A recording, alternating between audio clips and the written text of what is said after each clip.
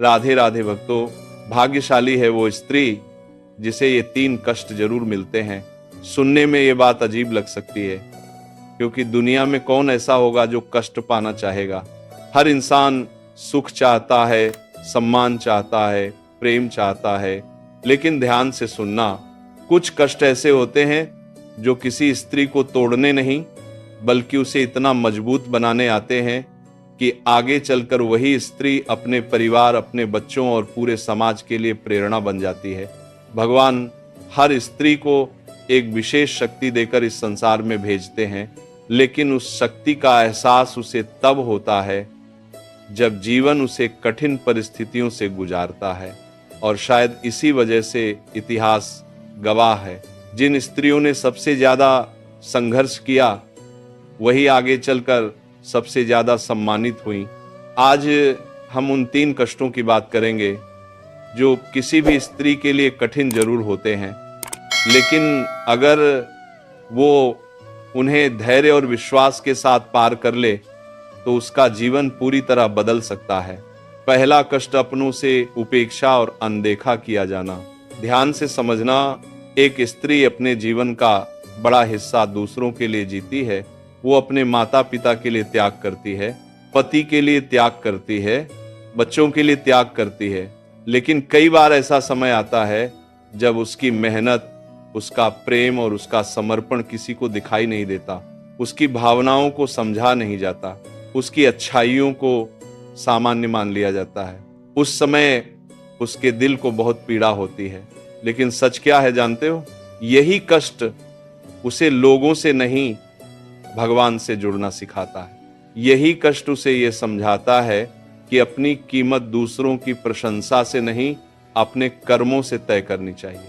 और जिस स्त्री ने ये सीख लिया वो भीतर से बहुत मजबूत हो जाती है। दूसरा कष्ट, अकेले संघर्ष करने का समय। जीवन में एक समय ऐसा जरूर आता है जब स्त्री को लगता है कि उसकी लड़ाई उसे अकेले लड़नी पड़ेगी। कोई उसकी बात पूरी तरह नहीं समझता, कोई उसके दर्द को महसूस नहीं करता और वो चुपचाप अपने आंसू छिपाकर मुस्कुराती रहती है। लेकिन ध्यान देना, यही समय उसे अपनी असली शक्ति से मिलवाता है, क्योंकि जब इंसान अकेला होता है तब उसे पता चलता है कि उसके भीतर कितनी क्षमता है। और सच मानो, जो स्त्री अकेले संघर्ष करना सीख जाती है उसे फिर जीवन की कोई परिस्थिति आसानी से नहीं डरा सकती। तीसरा कष्ट, गलत समझे जाने का दर्द। ये शायद सबसे बड़ा दर्द होता है।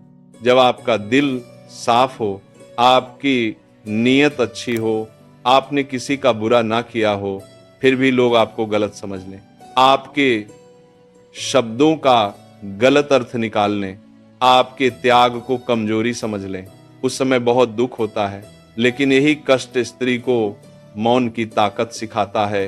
वो सीख जाती है कि हर किसी को अपनी सच्चाई साबित करना जरूरी नहीं, क्योंकि समय और भगवान दोनों सच्चाई को सामने लाने का काम जानते हैं।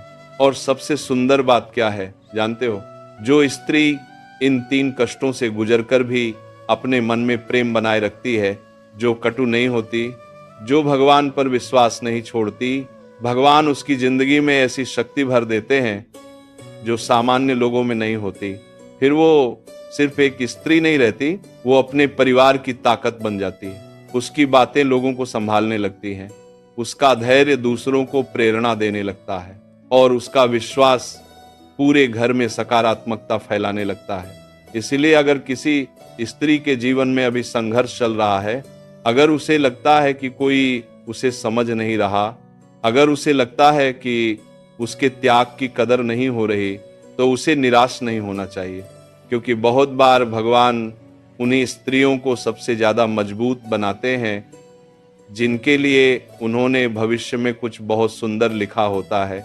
और याद रखना, भाग्यशाली है वो स्त्री जिसे ये 3 कष्ट मिलते हैं, क्योंकि ये कष्ट उसे कमजोर नहीं, असाधारण बनाते हैं।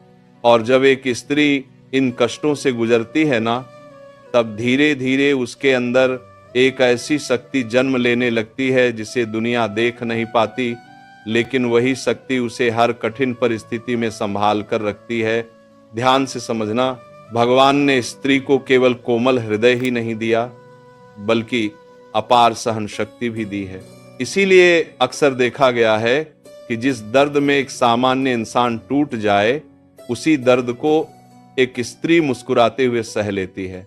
वो अपने आंसुओं को छिपाकर घर को संभालती है, अपने दुखों को दबाकर बच्चों को हंसाती है और अपने मन की पीड़ा को छुपाकर सबकी खुशियों का कारण बनती है।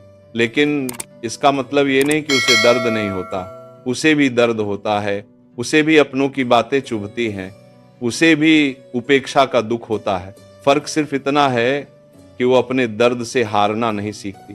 और शायद यही कारण है कि भगवान स्त्री को विशेष रूप से धैर्य का वरदान देते हैं। एक बात हमेशा याद रखना, जिस स्त्री ने जीवन में संघर्ष नहीं देखा, वह मजबूत नहीं बन पाती। लेकिन जिसने बार बार परिस्थितियों का सामना किया हो, जिसने अपनों की बेरुखी देखी हो, जिसने अकेले आंसू बहाए हों, उसके भीतर एक अलग ही परिपक्वता आ जाती है। अब वो छोटी छोटी बातों पर नहीं टूटती, अब उसे हर किसी की स्वीकृति की जरूरत नहीं रहती। अब वो जान जाती है कि उसकी कीमत लोगों की प्रशंसा से नहीं, उसके चरित्र से तय होती है। और सच कहूं, यही समझ एक साधारण स्त्री को असाधारण बना देती है। कई बार स्त्री सोचती है, भगवान मुझे ही इतनी परीक्षाएं क्यों दे रहे हैं, लेकिन बाद में जब वह पीछे मुड़कर देखती है, तब उसे समझ आता है कि हर परीक्षा ने उसे पहले से ज्यादा मजबूत बनाया। जिस उपेक्षा ने कभी उसे रुलाया था, उसी ने उसे आत्मसम्मान सिखाया। जिस अकेलेपन ने कभी उसे तोड़ा था, उसी ने उसे आत्मनिर्भर बनाया। और जिन लोगों ने उसे गलत समझा था, उन्हीं लोगों ने उसे मौन और धैर्य की शक्ति सिखाई। यही भगवान का तरीका है। वो पहले इंसान को मजबूत बनाते हैं, फिर उसे ऊंचा उठाते हैं। और शायद इसी वजह से इतिहास में जितनी भी महान स्त्रियां हुई हैं, उन्होंने संघर्ष का रास्ता जरूर देखा है। सीता माता का जीवन देखो, राजमहल में रहने वाली सीता माता को भी वनवास का कष्ट सहना पड़ा, लेकिन उन्होंने अपने धैर्य और विश्वास को कभी नहीं छोड़ा।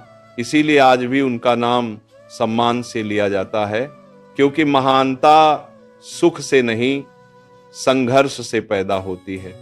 और यही बात हर स्त्री के जीवन पर लागू होती है।